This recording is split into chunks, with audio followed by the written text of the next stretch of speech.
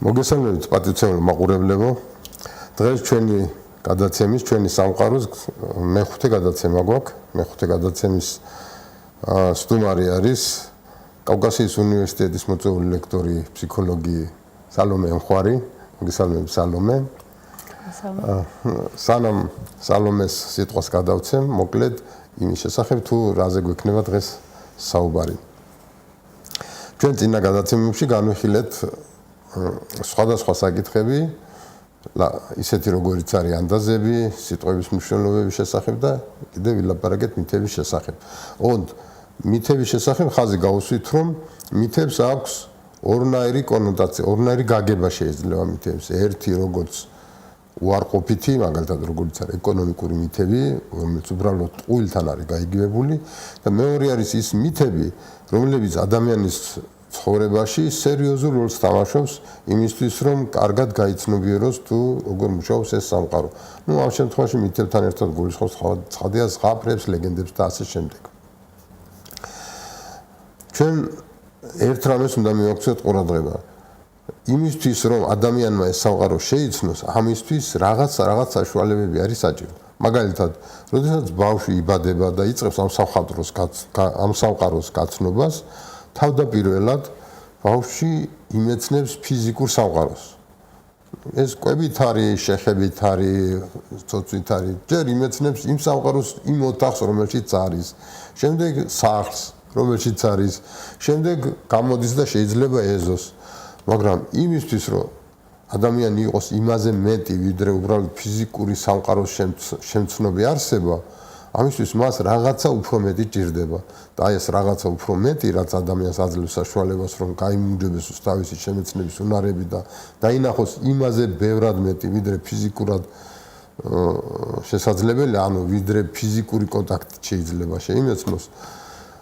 ამისთვის უკვე არის ის, რასაც ჩვენ ვეძახით სხვადასხვა სიტყვებს, ისეთ როგორიცაა ზღაპრები, მითები, ლეგენდები და ასე შემდეგ.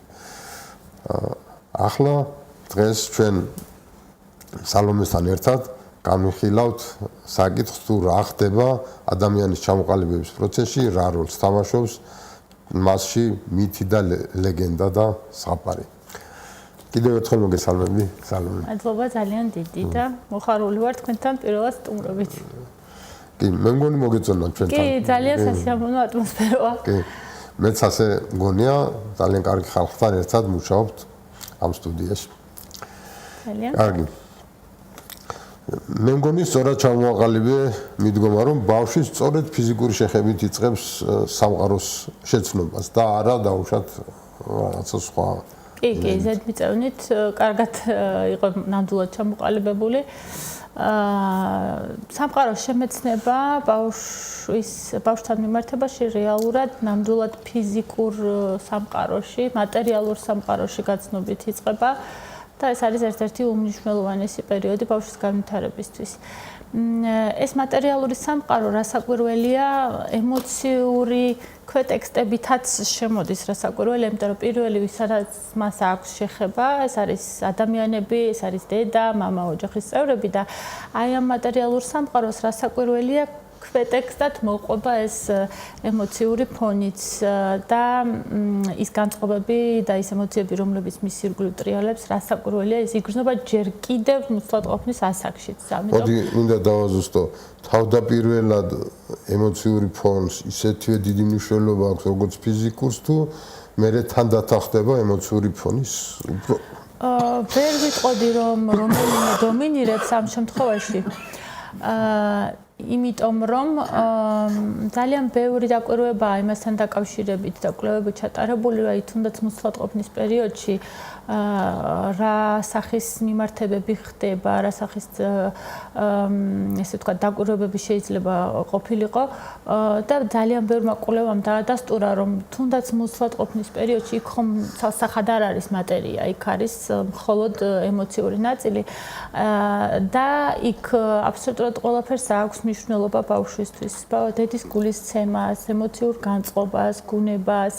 მეტიც აღმოჩნდა, რომ თურმე ის ადამიანები, რომლებთანაც დედას აქვს კომუნიკაცია, განსაკუთრებით ბოლო ტრიმესტრებში, ის ხმის ტემბრიც კი იწვევს გარკვეულ ემოციურ ფონს, იმიტომ რომ მაგალითად თუ კი მამის ხმის ტემბრის გაგონება დედისთვის კონკრეტული ემოციის აღმძვრელი იყო, ან შიშის განცდას იწვევდა, გულისცემა ჩქარდებოდა, აღმოჩნდა რომ არსებობს ესეთი დაკვირვებები, რომ უკვე დაბადების შემდგომ მამის ხმის გაგონებაზე ბავშვი იწყებდა ტირილს, იმიტომ რომ ეს მოსატყოფნის პერიოდში დედის განცდა ავტომატურად გადადიოდა მის ემოციათა სისტემაში. ეს ძალიან საინტერესო. ძალიან საინტერესო, მაგ როგორ გამოიკვლესნე? კი, ну რაღაცა სიმართლე გითხრათ ვერ გეტყვით, ახლა არსებობს რაღაც ტექნოლოგიები თანამედროვე კოსმოსში გავიწერით და ახლა ბავშვის გულისცემის დაკვირვება, აი ფიზიკალური მონაცემებით ხდება, სუნთქვის სიხშირით, გულისცემის სიხშირით, მეტაბოლიზმით, სისხლის მიმოქცევით. მან ერთი რამე მნიშვნელოვანია, რომ რა თქმა უნდა შეიძლება გულისცემის სიხშირე დათვალო და შეფასო, მაგრამ ინტერპრეტაციას როგორ გაუკეთებ და რას ჩათვლიან? კი ბატონო, ეგეც ძალიან სწორი შენიშნა, თუმცა რაღაცა ესეთი სახის კვლევებში ყოველთვის არის ხოლმე გათვალისწინებული 100%-ული ინტერპრეტაციის მაჩვენებელი და შეცდომების ალბათობა და ნუ რასაკვირველია ახლა მეცნიერება არ ვიცი, მეცნიერება კი ზოგადად სამყაროში არაფერი არ არის ჭეშმარიტი. იმიტომ რომ ყველაფერს შეიძლება რომ 2x2 4 მხოლოდ მათემატიკაში ისიც არ ვიცი არის თუ არა მათემატიკაში. არა, ეგ სწორია, მათემატიკაში შეიძლება მხოლოდ რაღაცების დამტკიცება.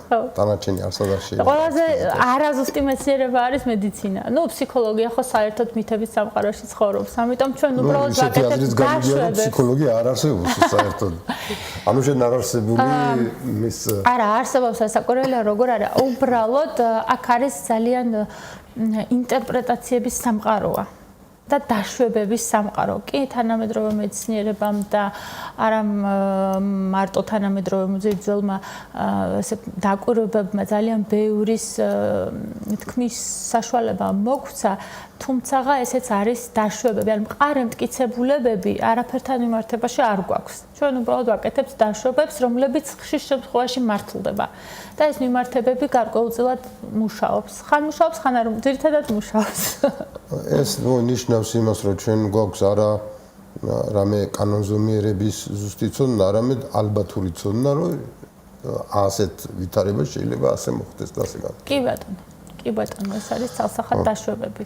100% და იმის მტკიცება განსაკუთრებით ფსიქოლოგიაში, ეს არის ფილოსოფიის, ეს არის არ ვიცი, სამყაროს შემეცნების ძალიან ესეთი გაბლარული სამყარო, სადაც აი ყველაფერი არის ბუნდოვანი და ამ ბუნდოვნებაში ხელისფათურით ხდება რაღაცების აღმოჩენა. რაც უფრო მეტად გაერკვევი ფსიქოლოგიაში, უფრო მეტად ბუნდოვანი გახდება ყველაფერი. რაც უფრო მეტი ვიცით, უფრო მეტად არ ვიცით.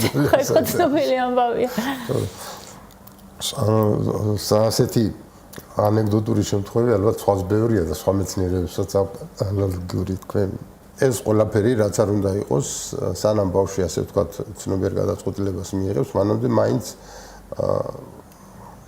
როგორც ეხან თქვი, უფრო ესეთი ბურუშია გახოვული.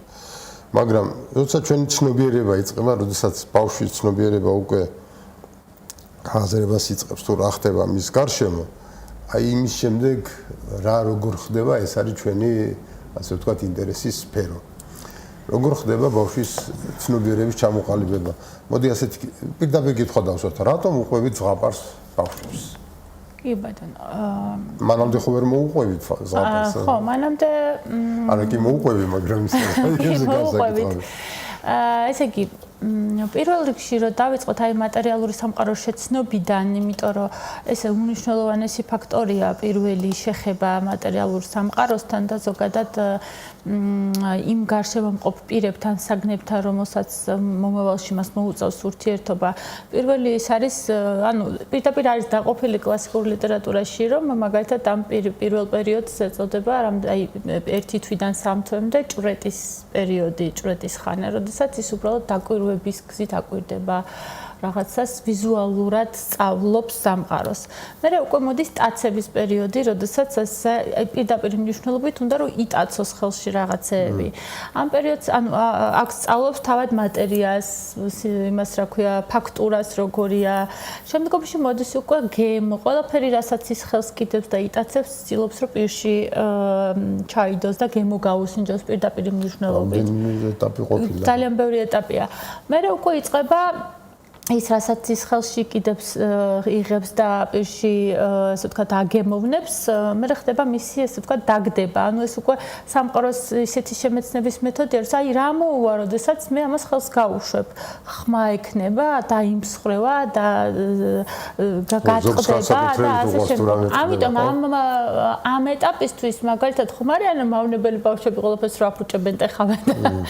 ეს არის აი უაღრესად მნიშვნელოვანი პერიოდი და ამ დროს აი არ არის რეკომენდებული რომ ჩვენ დავუშალოთ მას ეს დაშლა დამსხრევა. რა თქმა უნდა ხა ძალიან მნიშვნელოვანი ნივთები უნდა მოვარიდოთ, მაგრამ ეს არის სამყაროს შემეცნების ეს არის პატარა მეცნიერი, რომელიც აი ამ ცდის შეცდომის დარტყმის ხელიდან გაგდების მეთოდით უამრავ რაღაცას სწავლობს და აი ეს მიზეშედოგობრივი კავშირების დამყარება უკვე იწყება ანუ აზროვნების პირველი ელემენტები სულ საწყის ეტაპიდანვე ჩნდება, როდესაც აი ის ცდილობს სამყაროს კანონზომიერებებს, რა თქმა უნდა, მან არ იცის მიზიდულობის კანონი, მაგრამ აუცილებლად ხვდება, რომ ხელს რომ ვუშვებ რაღაცას, ესე იგი ძირს ვარდება და ზევით არ ფრინდება. აჰა, ესე იგი რაღაცა ეს შეა საქმე. ახლა რა დაემართება? ახლა როგორი ხმა აქვს, როგორი იშლება მარტივ მომრავლებად, კუბიკებად თუ ასე შემდგომ. ხო, აი ეს არის უმნიშვნელოვანესი. მერე უკვე შემოდის ძალიან მნიშვნელოვანი ეტაპი, ეს არის ხატობრივი განვითარება ბავშვის ფსიქიკისა, სადაც უკვე აი უმნიშვნელოვანეს როლს თამაშობს, ახლა არ მინდა რომ გადაჭარბებულად რაღაცები მოვიხსენიო, თუმცა ეს ცალსახად ძალიან მნიშვნელოვანია ზღაპრის როლი, იმიტომ რომ ხატობრივი წარმოდგენითი ასაკი აი ამ გონებრივი განვითარების, აი ზუსტად აი აქ შეგვიძლია უკვე შემოვიყვანოთ ზღაპარი, რომელიც იქნება უაღრესად მნიშვნელოვანი ინსტრუმენტი სამყაროს შემეცნებისა. იმიტომ რომ ამ სამყაროში ესე იგი ჩვენ მიჯნავთ უკვე ვიწყებთ გამიჯნას რეალური და არარეალური სამყაროსი. ქმედებები ხდება არა მხოლოდ გარეთ, ჩემს თვალს წინ და ჩემი შეგრძნების ორგანოების დაკვირვების გზით, არამედ ჩემს გონებაშიც, სადღაც უხილავ სამყაროში და ჩნდება იმის იდენტიფიცირება, რომ რაღაცა სადღაც არსებობს მატერიალური სამყაროს მიღმა. აი აქ უკვე ჩნდება ლოგიკური აზროვნების ელემენტები. და ანუ ლოგიკურ აზროვნებაზე ცოტა კიდე უფრო მოგვიანებით შეგვიძლია ვისაუბროთ, როდესაც ადამიანი იწყებს ტექსტთან მუშაობას. ასე მაქვს საკითხული, რომ ბავშვს მიზეშედოგობრივი კავშირის დანახვის უნარი 5 წლის ასაკის მერე უვითარდება და როცა ტექსტი შემოდის, ცნება შემოდის. ამიტომ არის ძალიან დიდი მნიშვნელობა აქვს მაგალითად ბავშვისთვის მშობლიურ ენაზე ალაპარაკებას, ანუ იმ ენაზე, რა ენაზეც მშობლები საუბრობენ. და ჩვენ მაგალითად თანამედროვე სამყაროში ძალიან ბევრი გვაქვს მაგალითი იმისა, რომ ძალიან აი ამ პატარა ასაკშივე იწყება სხვა ენების აღრევა და ეს თავის მხრივ ტვინის კონსტრუქციას სხვაგვარ განლაგებას აძლევს. კი, გამიგია მაგ პრობლემის შესახებ, რაღაც სახელიც აქვს, ოღონდ სახელი არ მახსენდება ახლა ადამიანს. და აი, როდესაც ბავშვმა მაგალითად ოჯახში ესმოდა სამ ენაზე იყო ლაპარაკი, ესეთი ოჯახი იყო რა და ბავშვმა ვერც ერთ ენაზე ლაპარაკი ვერ დაიწყო. ძალიან დიდი პრობლემაა, იმიტომ რომ ჩვენი აზროვნება არის ცნებითი კატეგორიის ოპერაცია და დამოკიდებულია ცნებაზე. და მე ხანდახან უყურებ ხოლმე ამ პროცესს, აი როგორც აი მაგალითს რო ხსნის ადამიანი მათემატიკაში, ცნება ზუსტად ესევე შეგვიძლია ავხსნათ თავის პრეფიქს, სუფიქსებით, შინაარსებით, საიდან მოდის, როგორ მოდის, რისგან არის აწყობილი, ძალიან საინტერესო რაღაცა არის. და სხვათა შორის ესეთი კორელაცია დაფიქსირდა მაგალითად ეროვნულზე იყო თუ რა არ მახსოვს რომელ გამოცდებზე, თავდაპირველად დაშვება იყო, რომ ლოგიკური აზროვნების განვითარების ესე ვქვათ მაღალი მაჩვენებელი ესეთი იყო მოლოდინი, რომ აი მაგალითად ვინც ჩააბარებდა მათემატიკას, იმას ექნებოდა ლოგიკური აზროვნების მაღალი კოეფიციენტი და აღმოჩნდა, რომ მაღალ კორელაციაში არის ლოგიკური აზროვნება გრამატიკის ცოდნასთან. იმიტომ რომ ჩვენი ლოგიკური აზროვნება არის ცნებითი კატეგორია, ანუ სიტყვა არის ყველაზე ძვირფასი ლოგიკურ აზროვნებაში. მისი შინაარსი. მათემატიკა უკვე არის შედეგი ლოგიკური აზროვნებისა. საინტერესო. უკვე ფორმირებული ლოგიკური აზროვნებისა. ანუ ეს უკვე შედეგი. კი. ხო, ცაც შემოდის ზღაპარი. მათემატიკა ყველაზე ადვილი მეცნიერებაა ჩემი თვალსაზრისით. არ ვიცი ახლა სულისთვის როგორია რა. ყველაზე ადვილი ეს არის, იმიტომ რომ კაფეოდ განსაზღვრულია, განსაზღვრს არის კაფეოდ არის მოცემული, კაფეოდ გაწერილია წესები, რა წესებით იღებს შემდეგ ოპერაციას და ზუსტად დამტკიცებ, ანგარიშობ ან ამტკიცებ ან იღებ იმ შედეგს, რაც მათემატიკურად სხვა საკითხია, რამდენად ზუსტად შეესაბამება ის სამყაროს, რომელშიც ჩვენ ცხოვრობთ, იმიტომ რომ მათემატიკური სამყარო არ არის რეალური სამყარო, ის მხოლოდ ჩვენ გონებაში არსებობს, ხო?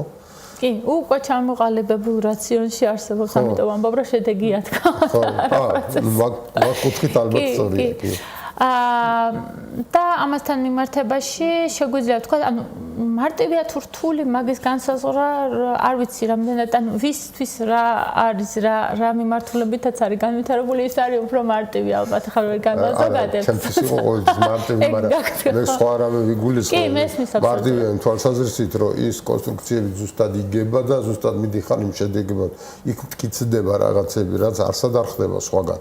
ეს მხოლოდ მათემატიკაშია შესაძლებელი და ესეც ნიშნავს, რომ მათემატიკა მარტივია ამ თვალსაზრისით. კი ბატონო, როდესაც უკვე არსებობს ამის მზაობა და არსებობს ნიადაგი, რომელშიც შეიძლება მათემატიკა გამოიზარდოს, კი, ამთულად. თავარი დაიჭირო აი ეს ღერძი, რაზეც ის არის აგებული და კი ბატონო. ხო, რაც შეეხება ზღაპრის როლს, შეგვიძლია რაღაცა იერარქიას მივყვეთ, იმიტომ რომ არსებობს რაღაცა მიზეზები, რის გამოც ამას ვაკეთებთ, მარტივიდან რთულისკენ შეგვიძლია გავიაროთ. მარტივი არის ის, რომ ეს არის ერთ-ერთი ყველაზე ჯადოსნური მომენტი მშობლისა და შვილის, ანუ ზრდასრულისა და ბავშვის ურთიერთობისა. ეს ფიზიკურ სიახლოვეშიც ითარგმნება და ასევე იმ დროში, რასაც ის ზრდასრული ადამიანი უთმობს იმ კონკრეტულ მომენტში ბავშვს. თანამედროვე სამყაროში გვაქვს ზარმაზარი პრობლემა ამასთან დაკავშირებით. რეალობა მოიტანა ის, რომ ზრდასრულები მშობლები იმდენ დროს ვერ უთმობთ საკუთარ შვილებს, რამდენიც საჭიროა, ხო? და აი ამ კონტექსტში, აი ზღაპრისთვის დათმობილი დრო და ბავშვთან ყოფნისთვის დათმობილი დრო, ეს არის უმნიშვნელოვანესი ემოციური კონტაქტისთვის და უსაფრთხოების განცდისთვის. იმიტომ რომ ჩვენ რომ ვუყვებით ბავშვებს ზღაპრები ხშირ შემთხვევაში ძალიან ემოციურ საქანელებს იწვევს, ანუ იქ სადღაც სიმშვიდეა, სიწყნარია, მერე უცებ დაძაბულობა მოდის, რაღაცა მტრობა შემოდის, სიკეთე და ბოროტები. ყველაზე საშინელი რაღაცა არის ზღაპრში. და აი ეს აქვს ეს აღმასვლა ემოციურ კონტექსტში და აი ეს უსაფრთხოების განცდა, რომელიც როდის უყვებით ჩვენ ბავშვებს ზღაპარს, როცა უკვე დღის ბოლოა, დამშვიდებულ, დასაძინებლად გამზადებულ ბავშვს, როდესაც ლოგინში ჩავაწვენთ გემრიელად, გვერდზე მივუწევთ და დასიზმრებო კოშმარები. ხო, თუ სწორად დავიცავთ იმ პროცესს, რომელიც ზღაპარსთან ახლავს, ესეთი ეფექტი არ უნდა ჰქონდეს რასაკვირველია. ისე მართალია, მე კი რაც მახსენდება, მოყოლილი ზღაპარზე კოშმარები დასიზმრებისისა არ მახსენდება შემთხვევა. განსხვავებით ფილმებისგან. აი ფილმის ნახვის მერე კოშმარები შესაძლოა. იმიტომ რომ მე როგორც ახლა ჩემი ლოგიკით ესე მივდივარ, რომ მან ბევრი პროცესია, მაგრამ ზღაპარს აქვს ძალიან ჯადოსნური დასაწყისი და ბოლო. იყო და არა იყო რა. კი. ღვთის უკეთესი რა იქნებოდა, რაც ნიშნავს იმას, რომ რაღაცა ისეთი იწყება, რაც რეალურ სამყაროში არ არის. ინტერპრეტაციების საშუალება გაქვს, რაც შეიძლება ხდებოდეს და არ ხდებოდეს, რაც იქ მოხდება, შეიძლება კარგიც იყოს, ცუდიც, მოკლედ რაღაცა ზღვარია გავლებული რეალურ სამყაროს და ირეალურ სამყაროს შორის. და დასასრული.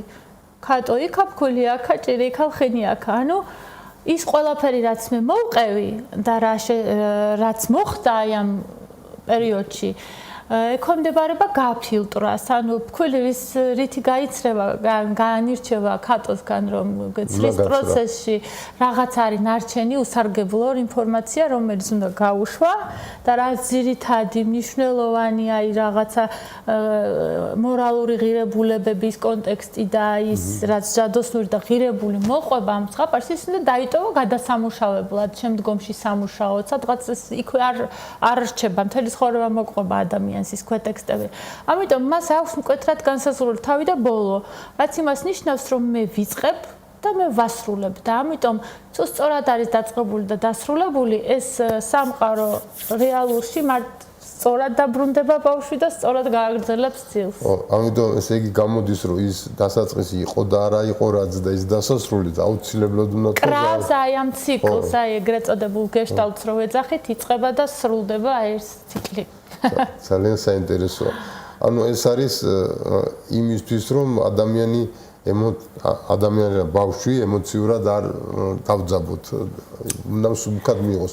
მაგრამ მიუხედავად ამისა, მაინც მიიღოს ის ინფორმაცია, რომ მიუხედავად იმისა, რომ შეიძლება მას უშუალოდ შეხება არ ქონია, ამ სამყაროში ბოროტებაც ბევრი ხდება სიკეთესთან ერთად. აი უკვე მეორე მიზეზი, რატომ ხსნით ვუყვებით ხოლმე ზღაპარს. აქ უკვე შემოდის ზრდასრულ სამყაროში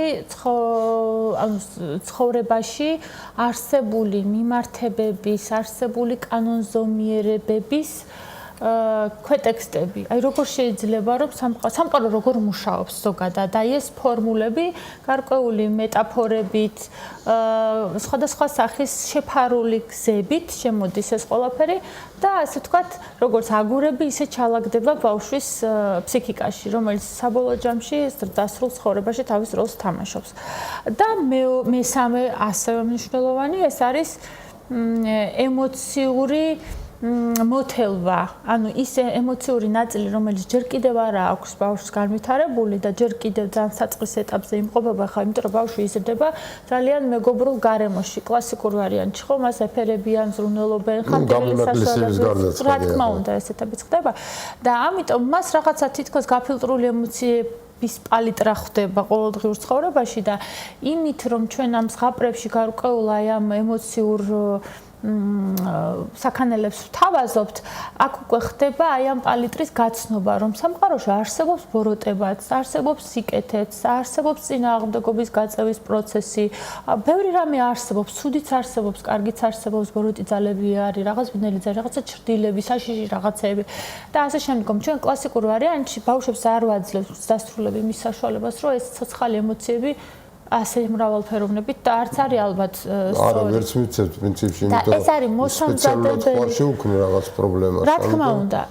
და ეს არის მოსამზადებელი პერიოდი, თქვარი ასპარეზი, პატარა მოედანი, სადაც ის უკვე სწავლობს, რომ თურმე ესენი არსებობს, ეს შიშიც არსებობს, ბრაზიც არსებობს, შურიც არსებობს, ყველაფერი არსებობს და ეს არის რაღაცა ესეთი მოსამზადებელი პერიოდი, რომელიც უკვე ზრდასრულ ცხოვრებაში აი ესეთ შოკის ეფექტს იძლევა ადამიანში. ძალიან საინტერესოა. ხოდა შეგვიძლია კიდე გადავიდეთ იმაზე, თუ კონტექსტი რა აქვს თითოეულ ზღაპარს. იქ ხო ასე ვთქვათ, მორალიც გადაეცემა რაღაც გარკვეული თვალსაზრისით. უეჭველად გადაეცემა მორალი, იმიტომ რომ ზოგადად ზღაპარი არსებობს კაცობრიობაში იმდენი ხანი, რამდენი ხანი ზოგადად ადამიანის გვარი არსებობს. ეს კულტურა რაღაც პრიმიტიული ფორმებით თავდაპირველად არსებობდა და უძველესი ტრადიციაა ზოგადად ზღაპარში. შენარჩუნდა ხო სწორედ იმიტომ რომ რეალურად ამის საჭიროება იყო და რაღაცა გენეტიკური კოდივით არის, რომელიც იძლევა სამყაროში, დასრულ სამყაროში, აი რაღაცა გაჭრისთვის, რაღაცა პატარ-პატარა ჯებირებს, რომელიც გამაგრებს, რომ არ წაიქცე და მზადყოფნაში მოგიმაგრდეს ამასობაში კუნთები. და ის იდეები, ის ქვეტექსტები, რომლებიც მასშია ხშირად პრიმიტიული, ხშირად ძალიან რთული და ხანდახან მოგეჩვენებათ განსაკუთრებულად ქართულ ზღაპრებში არის ხოლმე ეს ძალიან ძალიან მძიმე ქვეტექსტები და მასაკობრივი კატეგორიაც აქვს, რასაკვირველია ეს იერარქია მასში უნდა დავიცვათ, რომ ნელ-ნელა დავიწყოთ და ძალიან ღრმა ქვეტექსტები ნელ-ნელა შევაპაროთ და ამას აქვს უაღრესად დიდი ასე ვთქვათ ინფორმაცია. მთელი სამყაროსეული მოწყობის სქემა, რაც კი რაიმე მოდელები არსებობს ქცევის ყველაფერი არის აი ამ იუნგისეული იმას რომ ვეძახით არქეტიპებს ზუსტად ეს არქეტიპები არის ამ ზღაპარში მოცემული და თითოეული ეს არქეტიპი თავის როლს ირგებს თავის იმაში რა ქვია ამ თითოეულ ზღაპარში და კონტექსტში და იმუშად რო ავიღოთ მაგალითად ამირანის ზღაპარი იქ რომელ არქეტიპს გამოყო გმირის არქეტიპი ხო, აი ამირანი, ხო თავად. თავად ამირანი არის გმირის არქეტიპი, რომელიც უკვე ზრდას ჩვენ თითოეული ჩვენთაგანი, ხო, არსებობს ინდივიდუალური არაცნობიერი. ნუ ადამიანის ფსიქიკა შედგება ცნობიერისგან და არაცნობიერისგან. და ეს ცნობიერი შეიძლება იყოს როგორც ინდივიდუალური, ასევე შეიძლება იყოს კოლექტიური. და ეს კოლექტიური არაცნობიერი არის ძალიან მნიშვნელოვანი ზოგადად და მთლიანად აი ამ ზღაპრების და ჯადოსნურ სისტემაში კოლექტიური არაცნობიერი აი შემოდის როგორც აი უდიდესი რაოდენობით. აი აქ იყრება საფუძველი კოლექტიური არაცნობიერის. იმიტომ რომ გადაწყვეტილებაზე გავლენა სახდებს და რასაკვირველია. როგორ შეგვიძლია შევამოწმოთ მოცემული გადაწყვეტილება კოლექტიური არაცნობიერის შედეგია თუ ჩემი გადაწყვეტილებაა? ცოტა რთული საიდენტიფიკაციო პროცესია, თუმცა შესაძლებელია გარკვეული მეთოდოლოგიით შეიძლება ადამიანს რაღაც სახის გამოცდილება ამ კონკრეტულ მოცემულ სიტუაციაში არ ქონდეს ინდივიდუალური პირადი გამოცდილება, მაგრამ ეს კოლექტიური არაცნობიერი ყოველთვის იძლევა დამხმარე, ასე ვთქვათ, ძალას უკნიდან, როგორც ფარი ისეთ გას ხოლმე და იძლევა გარკვეულ სიგნალებს. არის ხოლმე, აი ნახეთ, ყველა კულტურაში არსებობს ზღაპარი. და ამ თითოეული ამ კულტურის რომ შევადაროთ ერთმანეთს სხვადასხვა კულტურის ზღაპრები სტრუქტურა ზღაპრის სტრუქტურა ყველგან ერთნაირია დაახლოებით მეტნაკლებად. ანუ იყო და არა იყო რა და ჭირიკა. და თვითონ აი ეს დინამიკა როგორ იწყება რომ რაღაცა კარგით მერე შუაში იძაბება, მერე რაღაცა ჩიხია, მერე რაღაცა უცებ იმედის ნაპერწკალი გამოჩნდება, მერე ბრძოლაა და მერე გამარჯვება და ანუ ეს სქემა როგორც მიმდინარეობს დინამიკაში ყველას აქვს თითქმის საერთო და ზუსტად აი ამ არქეტიპებით შეგვიძლია ავხსნათ ეს ყველაფერი რომ საერთოდ ჯამში ჩვენი კულტურული თავისებურებებით ყველანი ვართ განსხვავებულები, ყველანის ჩვენი ელფერი დაგყვება ეროვნულ კონტექსტში, მაგრამ საბოლოო ჯამში ყველანი ვართ ადამიანები და ყველას ერთი ძალიან დიდი მნიშვნელოვანი საერთო პროცესები გვაერთიანებს და ის სხვაობები არის ძალიან ნატიფი სხვაობები, რომლებიც კულტურათა შორის სხვაობად შეგვიძლია ჩავთვალოთ და ეს ზუსტად ის მტკიცებულებაა, რომ კოლექტიური არაცნობიერი არსებობს, რომელიც ამოძრავებს ადამიანს. ხო. ეს სათქმელია დაზუსტებით, მაგრამ კარგი. აი საინტერესო ის არის, რომ ჩვენ ადამიანები განვიცდით თუ არა პრესს აი ეგრე კოლექტიური არაცნობიერისგან. რა თქმა უნდა. მაგალითად შეიძლება თუ რამან გამოიწვიოს შიშები. რა თქმა უნდა. თუ სწორედ ეს არის გამომწვევი მიზეზი. მე ჩემი პროფესიის ადამიანს რომ ვკითხოთ ეს შეკითხვა აუცილებლად ვიტყვი რომ უდიდესი ნაწილი ჩვენი ყოველდღიური ყოფისა მოდის არაცნობიერიდან და არაცნობიერის იმ კოლექტიური ნაწილიდან რომელიც სამყაროსეული გამოცდილებაა და ცოდნა და არა ინდივიდუალური. ძალიან საინტერესოა და ზოგჯერ გეშინია და ინდივიდუალური ხვეტავს ამ ყველაფერს. შიში ცალსახად კოლექტიური არაცნობიერია. იმიტომ რომ არსებობს გაურკვევლობის შიში. ბევრი შიშია, რომელიც თითქოს და რაციონალურად ვერ ანალიზებს ამას ადამიანი ყველა შემთხვევაში არაცნობიერია და რომელი ნაწილიდან იღებს სათავეს მოკლედ ფსიქოლოგიაზე არაზუსტი მეცნიერება არ არსებობს. თქვით დასაწყისში დავაზუსტეთ. კი ბატონო. ეხლა მოდი სხვანაირად მივუბრუნდეთ საქმეს. ზღაპრების მოყოლით ადამიანები, მშობლები ხوار უზრუნველყოფენ იმას, რომ სწორედ ეს კოლექტივისტური არაცნობიერია თუ რაც არის, რომელიც შემდეგში ყველა ვარიანტში მოუწევს განიცადოს ადამიანს, როგორღაც გაუნებელ ყოფილი იყოს წინასწარმე. ეს ხო არ არის ზღაპარში? კი, თალსახად ეს არის მომზადება რეალური და რთული ხანდახან სასტიკი სამყაროში ცხოვრებისთვის. იმიტომ რომ მაისტრიშის დაშვება არსებობს. კი მითიურ სადღაც არარეალურ სამყაროში, მაგრამ ეს პირველადი მოსინჯვა, ანუ ადამიანს არასდროს არ უჩნდება იმ საკვები ან სასმელი ნივთიერების მიმართ მოთხოვნილება, თუ მას პირველადი შეხება არ ჰქონია, არც კი იცის რა არის. და ეს პირველადი შეხება არის ზუსტად ზღაპარში, რაციონალურ სამყაროში, როდესაც ის უბრალოდ გემოს უსინჯავს, რა შეგრძნება.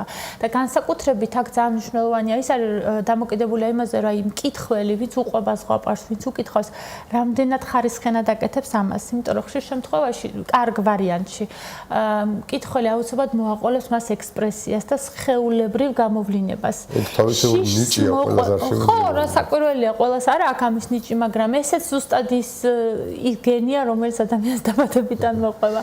აი სხეული თავისით შვება ამ ყველაფერს. შიში, მაგალითად, როდესაც ბავშვს არა აქვს ჯერი იმ მაგალითად ის ემოციები, ისე კარგად შესწავლილი, რომელიც ამ ზღაპარშია, ის მე რომ ვუხსნი რომ რაღაცის ძალიან შემეშინდა და აი რაღაც შემის ექსპრესიით სხეულებრივად გამოვხატავან სიხარულს, გამოვხატავან შურს და ანუ ვიღებ ჩემი სხეული ავტომატურად როგორც მკითხველი მეც ხომ შევდივარ როლში და შესაბამისად ჩემი სხეული ამ ექსპრესიას გამოხატავს. და ეს ექსპრესიაც და პლუს ტექსტით იძლევა ამის საშუალებას, რომ აი ის ემოცია, რომელიც მე არასდროს არ განმიცდია, გარეგნულად ესე გამოიყურება. ანუ წინ ვაშველებ, ასე ვთქვათ, ვაცნობ ამ ემოციათა სამყაროს. ხო. კი. პრინციპში მე ვფიქრობდი, რომ ეს არის ერთ-ერთი მთავარი ფუნქცია მორალთან ერთად ამ ზღაპრის მოყოლის. მაგრამ რა ეშველება იმ სიტუაციას, როდესაც თანამედროვე მშობლების დიდი ნაწილი თუ უმეტესობა არა, უკვე ზღაპრებს აღარ უყვება შვილებს. ბავშვებს რო ეკითხები, ზოგი პასუხობს, რომ არა ზღაპარი ჩემთვის არ მოუყოლიათ. ვიდრე მულტფილმებს. კი, ეს სამწუხარო რეალობა არის. კი, აი ამ ფანტაზია. ანუ რამდენად სრულად შეიძლება მულტფილმით შეიცვალოს და იგივე ფუნქციაში ასრულოს? მაქვს მე ჩემი ძალიან ესეთი კაცრი ჩამოყალიბებული ხედვა, რატომ არ შეიძლება, კი, რასაკურველია ნაწილობრივ ეკრანიზაციით და მულტფილმებით ჩვენ შეგვიძლია რომ რაღაცა ქვეტექსტები მივაწოდოთ ადამიანს და ეს შესაძლებელია. თუმცა ერთი უმნიშვნელოვანესი სხვაობა არსებობს მულტფილმსა და ზღაპარს შორის, რომელიც ჩემი აზრით არის ერთ-ერთი აი ადამიანთა გვარისთვის ერთ-ერთი უმნიშვნელოვანესი ასპექტი. ეს არის ფანტაზია. მაგალითად, როდესაც ჩვენ ვუყვებით ბავშვს ზღაპარს, უკითხავთ წიგნს, აქ არის ფართო ასპარეზი იმისა, რომ მისი წარმოსახვა არ ჰქონდეს უკიდაგანო წარმოსახვის, ესე ვთქვათ, წარმოსახვაში ჩავარდეს. მე რომ ვუკითხავ გარკვეულ ტექსტს, ის თვითონ მის გონებაშივე ხატავს, რომ კომბლეს ესეთი შარვალი ეცა, ასეთი ფაჩუჩები აცვი, ასეთი კომბალი აქვს, ესეთი, ანუ ვიზუალური ხატი იმ გმირებისა. გინდა ბოროტი, გინდა კეთილი გმირებისა არის აბსოლუტურად მისი წარმონაქმნი, მისი გონების წარმონაქმნი. და იმდენია კომბლეს ხატი, რამდენი ბავშვიც არსებობს. რაც არ არის მაგალითად მულტფილმში. მულტფილმი არის გამზადებული ხატი, თუ როგორ გამოიყურება ეს პიროვნება, ეს კონკრეტული გმირი. ის სიტუაცია რა სიტუაციაში, როგორი ატმოსფერო, ეს ყველაფერი არის გამზადებული ფორმულები და გამზადებული ხატი, რომელშიც რითაც უკვე აგრძელებს ადამიანი ფუნქციონირებას. აი ეს არის უმნიშვნელოვანესი, იმიტომ რომ თანამედროვე სამყაროში თუ კი რაიმე წინსვლა გვაქვს მეცნიერებაში, რა ვიცი, უამრავ რა ყველაფერი არის დაკავშირებული იმ ფანტაზიასთან, რომელიც ჩვენ თვითონ შექმენი. იმიტომ რომ აი აქ ჩვენს სადღაც ირაციონალურ სამყაროში ხდება ამ ყველაფრის რეალური კონსტრუირება, კი ვერ ვეხები, მაგრამ ჩემს გონებაში ვიცი კიდევაც როგორი ფერია, როგორი სუნი აქვს, როგორი გემო აქვს, ისიც ვიცი, როგორი გამოიყო, ანუ ყველა შეგრძნების ორგანო აი აქ არის სადღაც. შეხებაც შემიძლია რეალურად გონებით.